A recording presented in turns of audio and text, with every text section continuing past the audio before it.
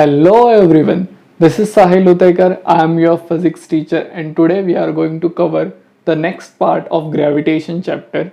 Guys, in this lecture we will cover variation in g with respect to height or altitude, variation in g with respect to depth. In the next lecture we will cover numerical based on this concept. So let's start.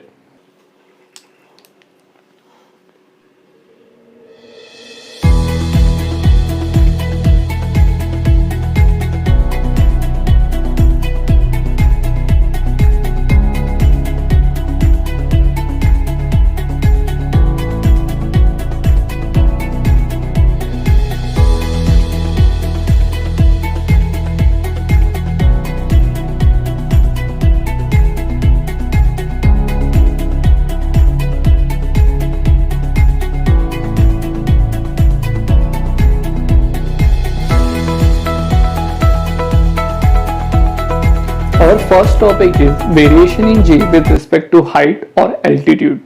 Consider a body of mass m placed at height h above the surface of the earth.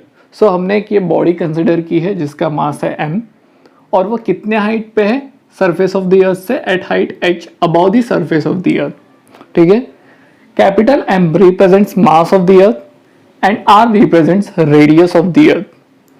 g represents acceleration due to gravity at the surface of the earth जिसकी value हमें already पता है 9.8 meters पर second square. GH represents acceleration due to gravity at height h above the surface of the earth जिसकी value हमें find out करनी है. Now ये जो G है उसका बेसिक फॉर्मूला क्या है? G is equals to gm by R square. So let me write here acceleration due to gravity acceleration due to gravity at the surface of the earth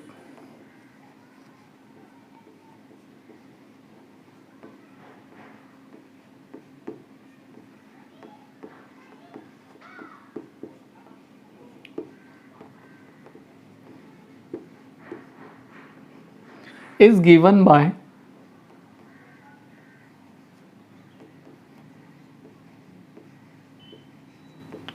G is equals to basic formula क्या है? gm by R square. So gm by R square. Now अब इसी body को जो पहले body surface पे थी अब उसी बॉडी को हम लोग कहाँ पे लेके जा रहे हैं? उस एक पर्टिकुलर हाइट पे लेके जा रहे हैं. तो उस हाइट पे g की वैल्यू क्या चेंज हो जाएगी? Therefore acceleration due to gravity at height h at height h above the surface of the earth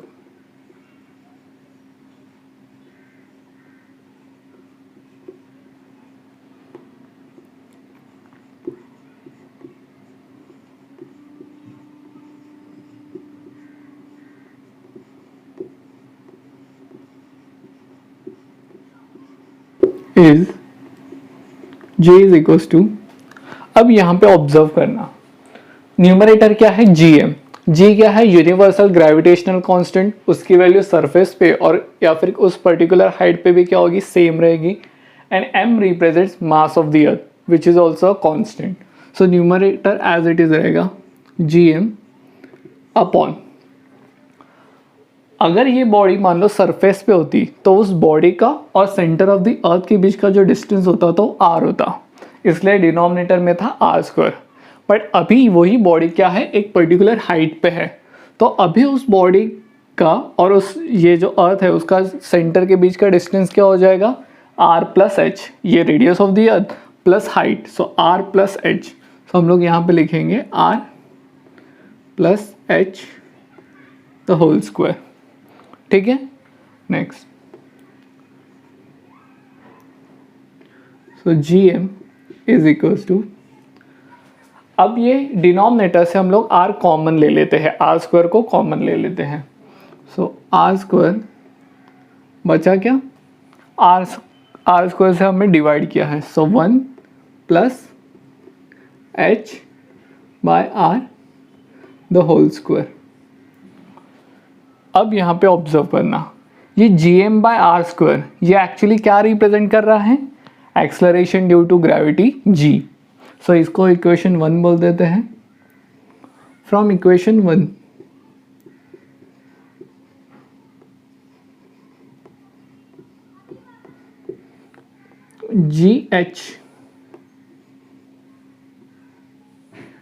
GH is equals to gm by R square की जगह हम लोग क्या लिखेंगे, g upon 1 plus h by are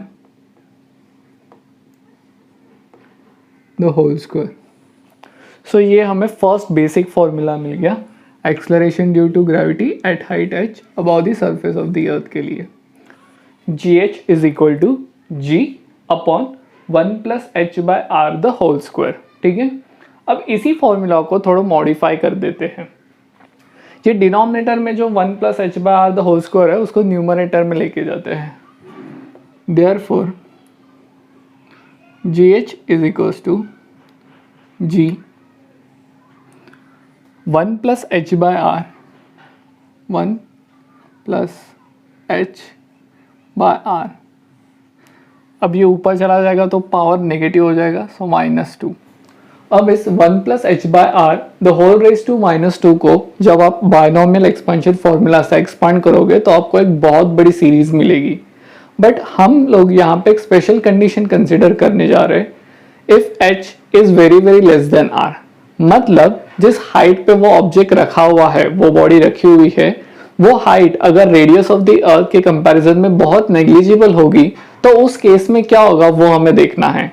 suppose height की value है मान लो 10 kilometre and जो रेडियस ऑफ द अर्थ है वो है 6400 किलोमीटर्स। सो 6400 किलोमीटर के सामने जो 10 किलोमीटर हाइट है वो ऑलमोस्ट नेग्लिजिबल है।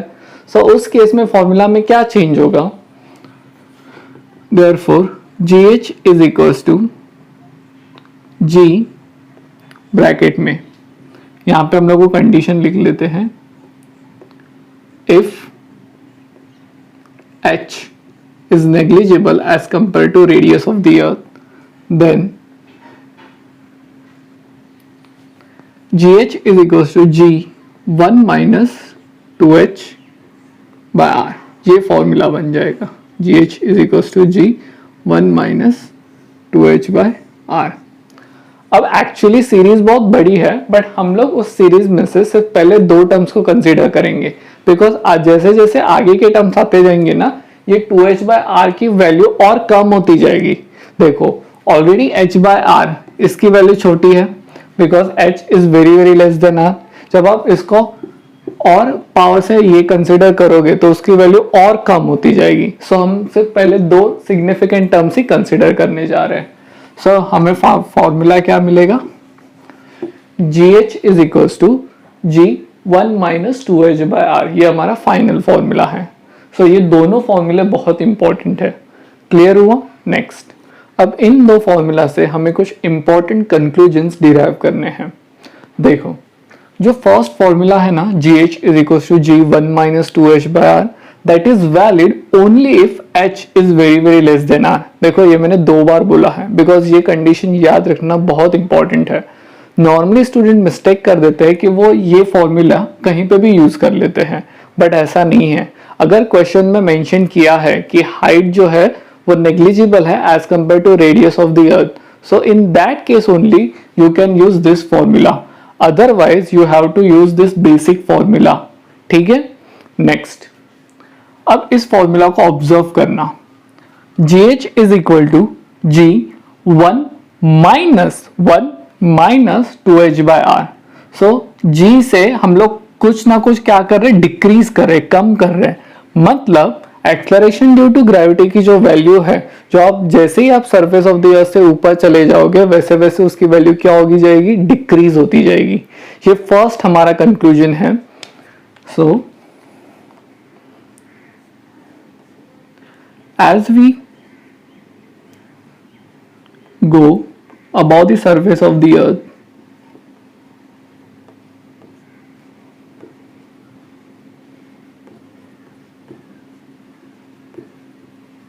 as we go above the surface of the earth,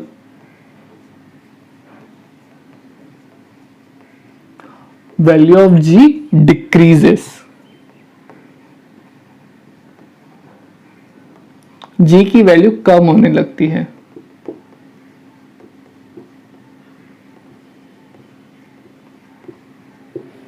ठीक है. नेक्स्ट,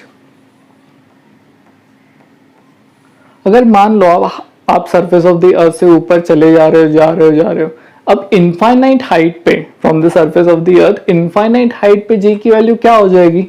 एच की वैल्यू इनफाइनाइट पुट कर दो, इन्फिनिटी पुट कर दो, सो 1 बाय इन्फिनिटी क्या हो जाएगा? 0. यहाँ पे एच की वैल्यू इन्फिनिटी पुट कर दो, सो 1 बाय इन्फिनिटी क्या हो जाएगा? 0. So at infinite height, at infinite distance,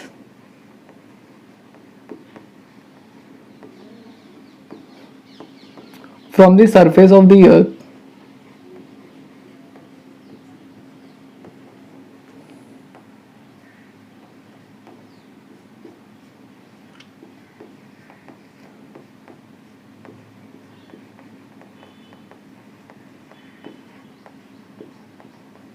उस इनफाइनाइट हाइट पे g की वैल्यू क्या हो जाएगी? 0. Value of g become 0.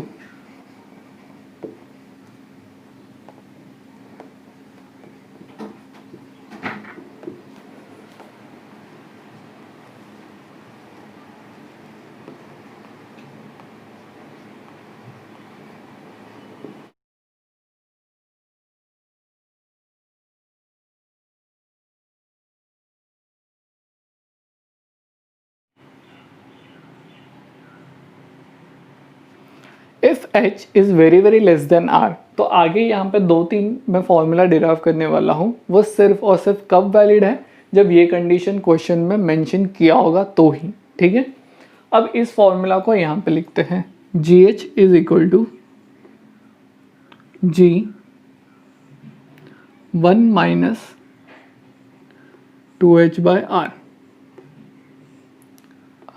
ठीक है. अब इस G को अंदर मल्टीप्लाई कर देना, therefore GH is equal to G minus 2HG by R. ठीक है. अब इसको वहाँ पे और इस वाले टर्म को यहाँ पे लेके आना, therefore G minus GH is equal to, ये टर्म यहाँ पे आ जाएगा 2HG by R. सो ये रहा एब्सोल्यूट डिक्रीज, मतलब एग्जैक्ट वैल्यू कितने से कम हुआ. सो हमारा ये फर्स्ट फॉर्मूला मिला, देयरफॉर एब्सोल्यूट डिक्रीज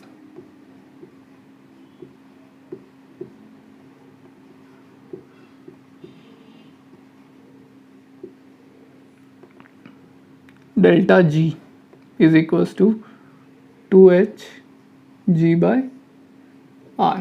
ये हमें फॉर्मूला मिल गया, 2HG by R.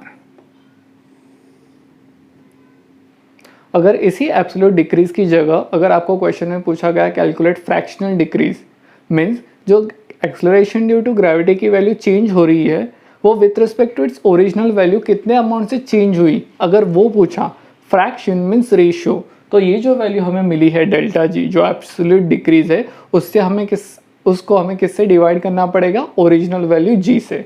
So formula क्या होगा? Therefore delta G by G, absolute decrease divided by its original value is equal to 2HG by R into 1 by G. So formula क्या हो जाएगा? G cancel, therefore fractional decrease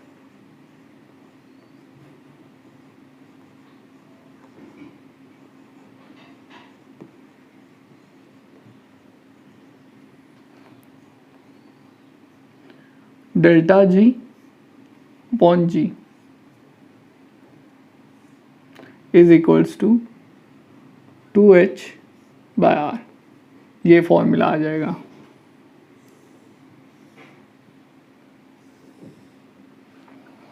ठीक है। Next, suppose आपको percentage decrease पूछा, कितने percentage से जी की वैल्यू कम हो रही है, परसेंटेज डिक्रीज और परसेंटेज चेंज अगर पूछा, परसेंटेज डिक्रीज कैसे निकालते हैं, ये जो फ्रैक्शनल डिक्रीज है उसको हमें किससे मल्टीप्लाई करना पड़ेगा, 100 से। So delta G by G fractional decrease into 100। So percentage decrease का फॉर्मूला क्या आ जाएगा, यही हमारा परसेंटेज डिक्रीज का फॉर्मूला हो जाएगा। देयरफॉर परसेंटेज डिक्रीज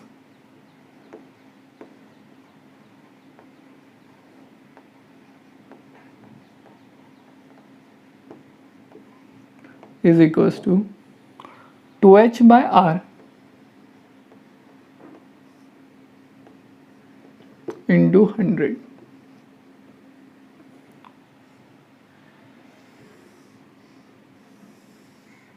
सो ये हमारा परसेंटेज डिक्रीज का फॉर्मूला हो गया। क्लियर हुआ ये concept. Next, our next topic is variation in G with respect to depth. अगर हम सरफेस से नीचे चले जाते हैं, फॉर एग्जाम्पल कोल माइंस, तो वहाँ पे एक्सलरेशन ड्यू टू ग्रेविटी की वैल्यू क्या होगी, ये हमें फाइंड आउट करनी है। So let's start. Consider a body of mass m is placed at depth d below the surface of the अर्थ। हमने एक बॉडी कंसिडर की है जिसका मास है m और उसको सरफेस से नीचे रखा है। ठीक है। m represents mass of the earth and r represents radius of the earth. g represents acceleration due to gravity at the surface of the earth and gd represents acceleration due to gravity at depth d below the surface of the earth, जिसकी value हमें find out करनी है। ठीक है। अब g का हमारे पास दो फॉर्मूले थे, एक था g is equal to gm/r² और दूसरा था g is equal to 4/3 πr0। Last derivation में हमने gm/r² फॉर्मूला यूज किया था। सो इस डेरिवेशन में हम लोग सेकेंड फॉर्मूला यूज करेंगे। So acceleration due to gravity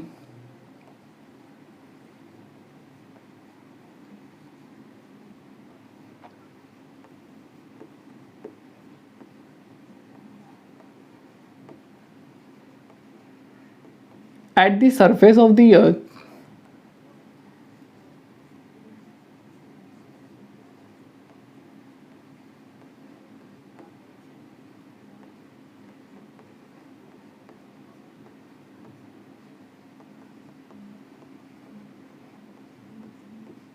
is given by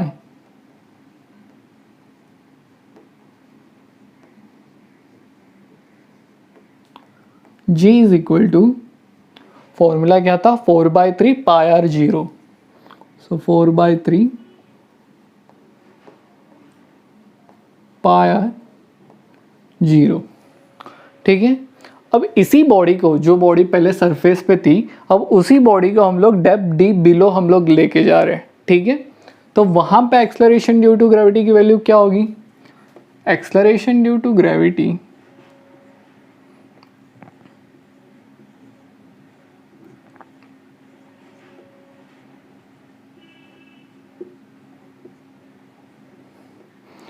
eight depth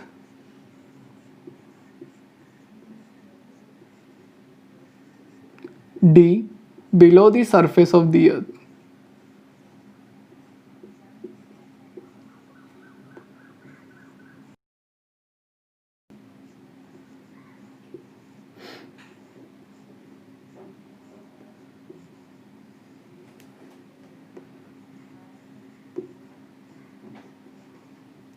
GD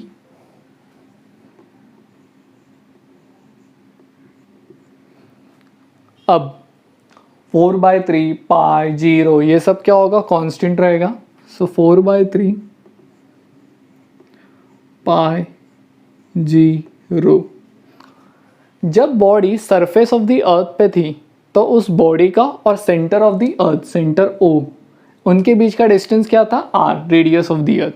but अब वो बॉडी सरफेस से नीचे है, at distance d below the surface of the earth.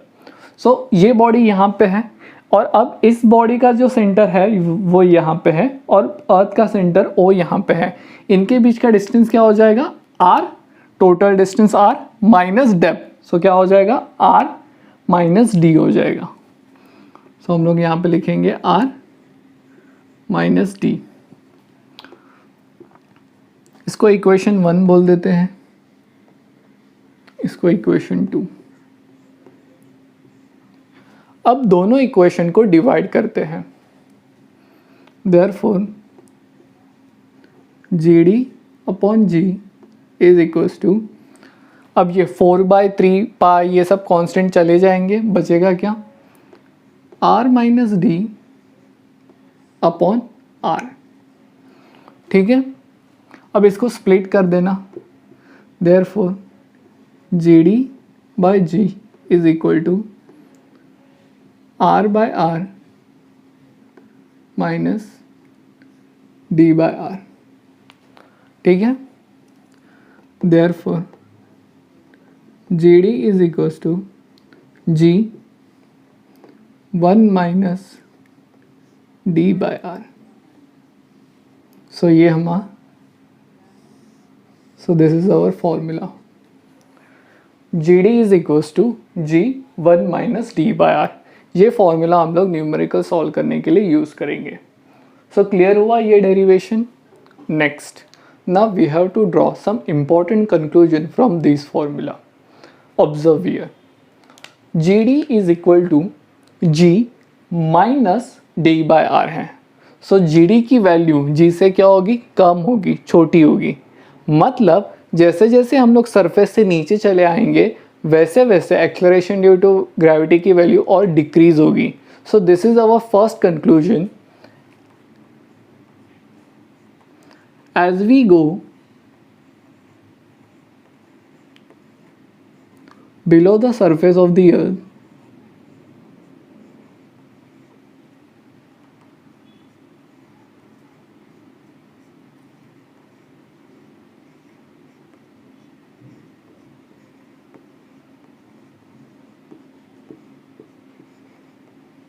value of G decreases.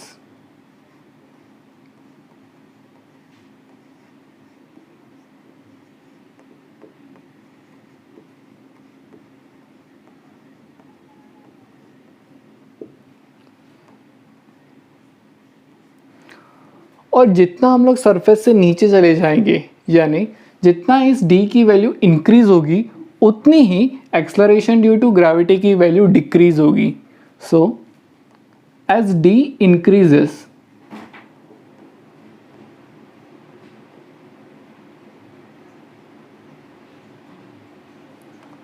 value of G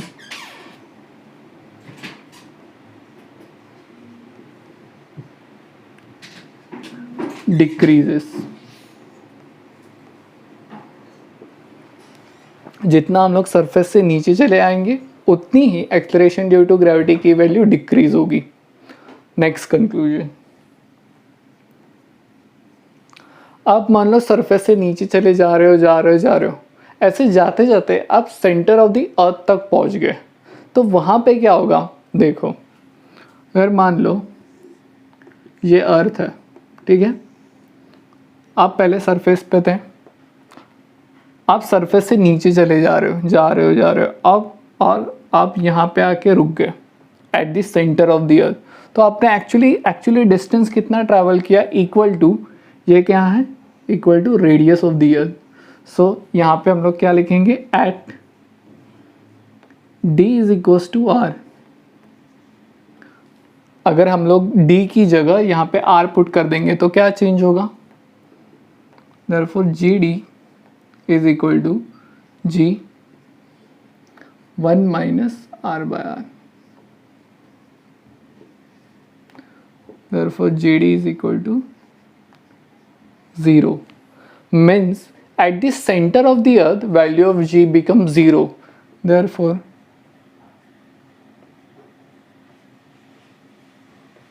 at the center of the earth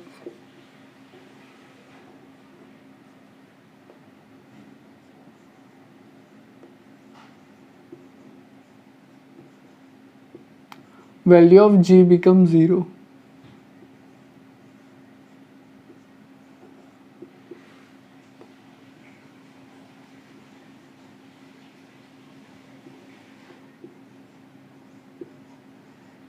अब ये जो formula है उस फॉर्मूला में हम लोग थोड़ा चेंजेस लाते हैं. इस g को अंदर मल्टीप्लाई कर दो. Therefore JD is equal to G minus DG by R.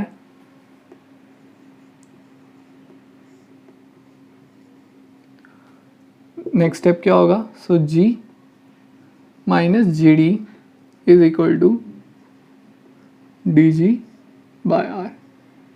और यही क्या रिप्रेजेंट कर रहा है? Absolute decrease. Therefore absolute decrease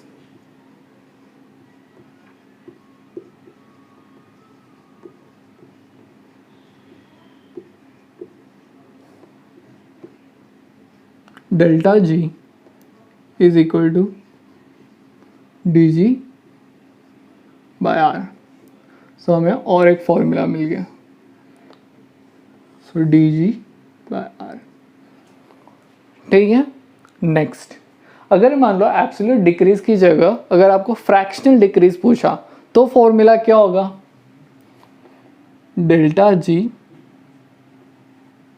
by G. Fractional decrease means G की वैल्यू कितने अमाउंट से चेंज हुई with respect to its original value. So delta G by G. Delta G क्या है? DG by R.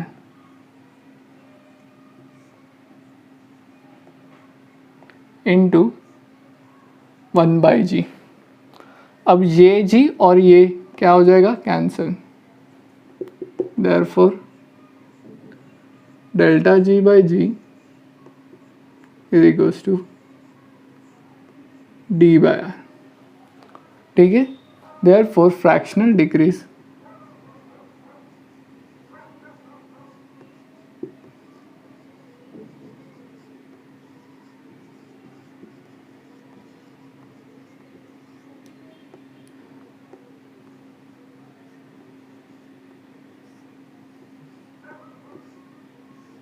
is equal to D by R. ये हमारा next formula हुआ. ठीक है. अब अगर आपको मान लो परसेंटेज डिक्रीज पूछा, सो फॉर्मूला क्या होगा?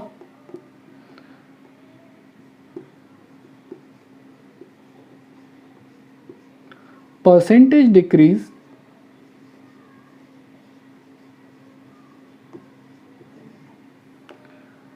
is equal to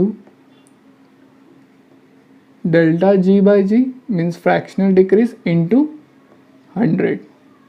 So formula क्या होगा? D by R into 100. So ये रहा हमारा परसेंटेज डिक्रीज का फॉर्मूला. अब हमें एक इम्पॉर्टेंट कंक्लूजन ड्रॉ करना है इन दो फॉर्मूलाज को कंपेयर करके. देखो यहाँ पे है GH acceleration due to gravity at height h above the surface of the earth. GH is equal to G 1 minus 2h by R. और यहाँ पे है GD is equals to G 1 minus D by R. अब ये वाला term है 2h और नीचे है सिंगल D. सो यहाँ से हमें क्या कंक्लूजन मिलता है? Rate of decrease of gravity outside the earth. Outside the earth मतलब with respect to height is double. Double क्यों बोल रहा हूँ? यहाँ पे देखना 2h है और यहाँ पे सिर्फ D है. Is double two that of inside the earth. Inside the earth मतलब विथ रिस्पेक्ट टू डेप्थ. अब ये पहले मैं लिख लेता हूँ फिर आपको अच्छे से एक्सप्लेन करता हूँ बिकॉज मुझे पता है इस स्टेटमेंट में बहुत सारे स्टूडेंट्स को डाउट होगा. So first let me write here and I will explain. Rate of decrease of gravity. देखो ये कंक्लूजन बहुत इंपॉर्टेंट है. Rate of decrease of gravity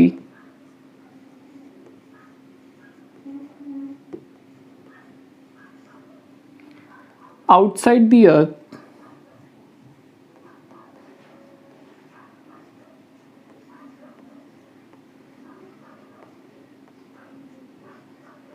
is double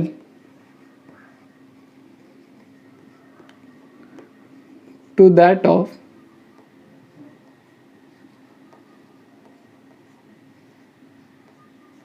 inside the earth.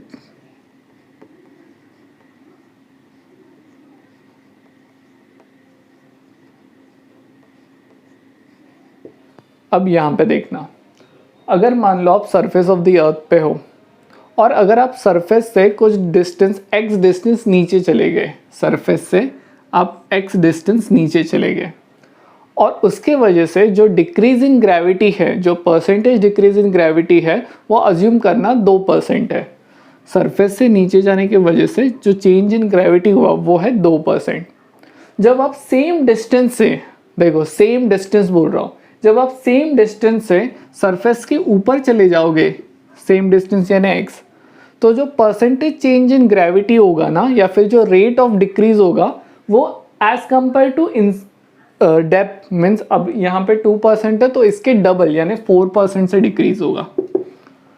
क्या बोल रहा हूँ समझ में आ रहा है? देखो एक बार वापस एक्सप्लेन करता हूँ। पहले आप सरफेस ऑफ द अर्थ पे थे, फिर सरफेस से आप मान लो कुछ डिस्टेंस नीचे चले आए और ऐसे करने से जो डिक्रीज इन ग्रेविटी है वो एक्सेलरेशन ड्यू टू ग्रेविटी की वैल्यू 2% से अगर कम होती है, तो अगर सेम डिस्टेंस से अगर आप ऊपर चले जाते हो तो एक्सेलरेशन ड्यू टू ग्रेविटी की वैल्यू डबल परसेंटेज से डिक्रीज होगी, यानी 2 का 4% हो जाएगा। समझ में आ रहा है? ये कंक्लूजन बहुत इंपॉर्टेंट है, बट ये पूरा कंक्लूजन कब वैलिड है? जब क्वेश्चन में बोला होगा if h is very very less than r, because ये फॉर्मूला ही, ये जो फॉर्मूला है ना, ये सिर्फ कभी वैलिड है अगर ये कंडीशन सेटिस्फाई होता है तो नीट में या फिर कभी कभी एंट्रेंस एग्जाम में पूछा जाता है ऐसे क्वेश्चन। ठीक है, ये कंक्लूजन क्लियर हुआ। Next, now we want to draw a graph for variation in g with the distance from the surface of the earth. जैसे हम लोग सरफेस ऑफ द अर्थ से ऊपर चले जाते हैं या फिर नीचे चले जाते हैं, तो जो भी चेंजेस हो गए एक्सेलरेशन ड्यू टू ग्रेविटी में वो हमें अब ग्राफिकली रिप्रेजेंट करना है। तो सबसे पहले हमें सरफेस को डिफाइन करना पड़ेगा।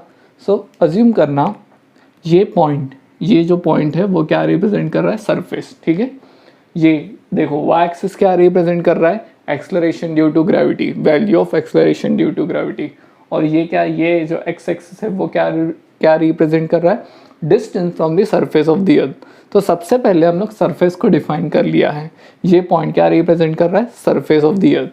तो हम एक काम कर लेते हैं, सरफेस पे एक्सेलरेशन ड्यू टू ग्रेविटी की वैल्यू हमें पता है 9.8 मीटर्स पर सेकेंड स्क्वायर, तो वो ड्रॉ कर लेते हैं।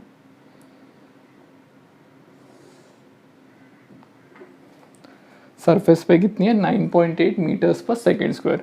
अगर मान लो इस पॉइंट को आप ऐसे यहाँ पे प्रोजेक्ट करोगे ना, तो ये पॉइंट क्या रिप्रेजेंट करेगा? 9.8 मीटर्स पर सेकेंड स्क्वायर। अब जो भी हाइट है या फिर जो भी डेप्थ है, हम लोग कहाँ से मेजर करना स्टार्ट करते हैं? सरफेस से ही। तो सरफेस पे डेप्थ और हाइट कितनी होगी? 0 होगी। ठीक है, so at surface depth is also 0 and height is also 0, d is equal to 0 and h is equal to 0। अब सबसे पहले variation in g with respect to depth देखेंगे। जैसे हम लोग सरफेस से नीचे चले जाते हैं तो वेरिएशन इन g कैसे होगा वो हमें सबसे पहले दिखाना है। तो अभी gd का फॉर्मूला क्या है? Acceleration due to gravity at any depth d below the surface of the earth is equal to g, formula है 1 माइनस d बाय आर। ये फॉर्मूला हमने ऑलरेडी देखा है और इसका कंक्लूजन भी हमें पता है। जैसे हम लोग सरफेस से नीचे चले जाते हैं वैसे वैसे एक्सेलरेशन ड्यू टू ग्रेविटी की वैल्यू और डिक्रीज होने लगती है। मतलब ही g acceleration due to gravity और डेप्थ में कैसा रिलेशन है? इनवर्स रिलेशन है। और अगर इनवर्स रिलेशन है तो जो भी हम लोग ग्राफ ड्रॉ करेंगे उसका स्लोप कैसा होना चाहिए? नेगेटिव स्लोप होना चाहिए। तो सबसे पहले ये हमें बात पता चली, जो भी कर्व मैं यहाँ पे ड्रॉ करूँगा उसका स्लोप कैसा होना चाहिए? नेगेटिव होना चाहिए। और उसके पीछे रीज़न क्या है? g और डेप्थ में d में कैसा रिलेशन है? इनवर्स रिलेशन है। अब नेक्स्ट, अब मैं कौन सा कर्व ड्रॉ करूँ उसके लिए हमें पावर देखना पड़ेगा। सो GD और D में D रेस टू क्या है? पावर क्या है? नहीं है, मतलब 1 है। मतलब लीनियर G का और D के बीच में जो रिलेशन है वो लीनियर रिलेशन है। सो जो भी मैं ग्राफ ड्रॉ करूँगा वो क्या होना पड़ेगा, एक लाइन होगी, लीनियर रिलेशन होगा। सो ग्राफ कैसा होगा, एक तो नेगेटिव स्लोप मतलब ऐसे डाउनवर्ड लाइन आना चाहिए। और एक बात हमें पता है कि जैसे हम लोग सरफेस से नीचे चले जाएंगे, जाते जाते हम लोग at the centre of the earth G की वैल्यू कितनी हो जाती है, 0। हमें पता है G at centre is equal to 0। ठीक है, तो अगर मान लो आप सरफेस से यहाँ पे लेफ्ट हैंड साइड आप जा रहे हो, ठीक है, नीचे जा रहे हो, ऐसे करते करते आप सेंटर तक पहुँच गए। और सेंटर तक पहुँचना मतलब आपने कितना डेप्थ ट्रैवल किया है, जस्ट हमने थोड़ी देर पहले देखा था, d is equal to radius of the earth. तो मैं यहाँ पे लिख देता हूँ ये सेंटर है और सेंटर पे डेप्थ कितना होता है, equal to radius of the earth. ठीक है, तो इस पॉइंट पे एग्जैक्टली जी की वैल्यू कितनी होनी चाहिए, 0। तो ग्राफ क्या होगा फाइनल,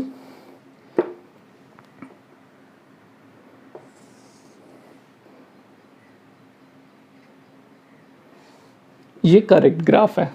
ठीक है, देखो लीनियर ग्राफ है और हम लोग यहाँ पे क्या लिखेंगे, ये फॉर्मूला ये लिख देते, इनसाइड ऑफ द अर्थ। ये पार्ट क्या रिप्रेजेंट कर रहा है, इनसाइड द अर्थ।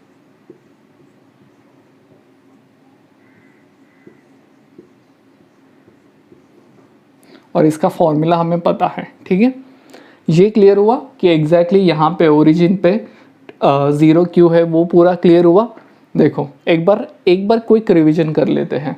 हमें क्या करना है, variation in G with respect to distance from the surface of the earth का ग्राफ ड्रॉ करना था। तो सबसे पहले हमने इस सरफेस को डिफाइन कर लिया इस पॉइंट पे। सरफेस से ही हम लोग डेप्थ और हाइट मेजर करना स्टार्ट करते हैं। सो सरफेस पे डेप्थ और हाइट दोनों क्या हो गए, 0 हो गए। Therefore d is equal to 0 and h is equal to 0। ठीक है, अब हमने फॉर्मूला को देखा, GD is equal to G1 minus D by R. So जैसे हम लोग सरफेस से नीचे चले जाएंगे वैसे वैसे acceleration due to gravity decrease होना स्टार्ट होता है। मतलब दोनों में g और डेप्थ में इन्वर्स रिलेशन है। तो जो भी मैं यहाँ पे ग्राफ ड्रॉ करूँगा उसका जो स्लोप होगा वो कैसा होना चाहिए, निगेटिव होना चाहिए। ये क्लियर हुआ था। फिर देखा कि मुझे कौन सा कर्व ड्रॉ करना है, तो उसके लिए पावर देखी, डी रेस टू क्या है, डी रेस टू कुछ नहीं मतलब पावर 1 है। सो लीनियर रिलेशन है, तो हमने एक लाइन ड्रॉ की और ये लाइन एंड में यहाँ पे 0 पे क्यों है, बिकॉज ये पॉइंट क्या रिप्रेजेंट कर रहा है, centre of the earth. And we know at the centre of the earth acceleration due to gravity become 0। ये इतना आधा पार्ट क्लियर हुआ। ठीक है, आगे बढ़ते हैं। अब हमें देखना है variation in G with respect to height और आउटसाइड द अर्थ। ठीक है, उसका फॉर्मूला क्या है, यहाँ पे देखना, GH is equal to basic formula G bracket में R square upon R plus H। एक काम करते हैं ऐसे लिख लेते हैं, R upon R plus H the whole square. ठीक है, GH का फॉर्मूला है GH is equal to G R upon R plus H the whole square. ठीक है, अब इस फॉर्मूला को ऑब्जर्व करना, GH मतलब acceleration due to gravity at any height H। जैसे हम लोग सरफेस ऑफ द अर्थ से ऊपर चले जाते तो वैसे एक्सलरेशन ड्यू टू ग्रेविटी की वैल्यू डिक्रीज होना स्टार्ट करती है। मतलब आप सरफेस से नीचे चले जाओ या फिर सरफेस के ऊपर चले जाओ, एक्सलरेशन ड्यू टू ग्रेविटी की वैल्यू डिक्रीज होना स्टार्ट होती है। तो जी और हाइट में दोनों में कैसा रिलेशन है, इन्वर्स रिलेशन है। तो यहाँ पे भी जो भी मैं ग्राफ ड्रॉ करूँगा उसका स्लोप कैसा होना चाहिए, निगेटिव स्लोप होना चाहिए। ठीक है, आगे बढ़ते हैं। अब GH और हाइट में रिलेशन देखो h स्क्वायर है। अब लीनियर पावर, अब लीनियर नहीं है, यहाँ पे लीनियर थी, d⁻1 था, बट यहाँ पे क्या है, R plus H the whole square. ठीक है, तो यहाँ पे ग्राफ कौन सा ड्रॉ करना पड़ेगा, मुझे पैराबोलिक ग्राफ ड्रॉ करना पड़ेगा विथ नेगेटिव स्लोप। इतना क्लियर हुआ। ठीक है, सो मुझे एक पैराबोला ड्रॉ करना पड़ेगा विथ नेगेटिव स्लोप। ये हुआ वो पैराबोला। ठीक है, अब यहाँ पे क्वेश्चन आता है, सर ये जो मैं ग्राफ ड्रॉ कर रहा हूँ, पैराबोला ड्रॉ कर रहा हूँ, वो कहीं पे उसकी वैल्यू 0 होगी क्या? नहीं होगी, बिकॉज हमने पढ़ा है at infinite distance from the surface of the earth. मतलब सरफेस ऑफ द अर्थ ये इस लाइन से इनफाइनाइट डिस्टेंस पे एक्सलरेशन ड्यू टू ग्रेविटी की वैल्यू 0 हो जाती है। तो हम लोग ये जो लाइन है ना, ये जो ग्राफ है, ये पैराबोला कभी एक्स एक्सिस को टच नहीं करेगा। ऐसे कर्व को बोला जाता है असिम्प्टोट, बट वो आप मैथ्स में पढ़ लोगे। बट हमारा यहाँ पे मोटिव क्या है, ये देखो यहाँ पे जीरो टच हुआ है, ठीक है, बट यहाँ पे नहीं होगा बिकॉज हमने पढ़ा है at infinite distance from the surface of the earth acceleration due to gravity become zero. तो आपको यहाँ पे ये एक्स एक्सिस को यहाँ पे टच नहीं होना चाहिए। क्लियर हुआ? तो मैं यहाँ पे लिख देता हूँ, ये क्या रिप्रेजेंट कर रहा है, आउटसाइड द अर्थ।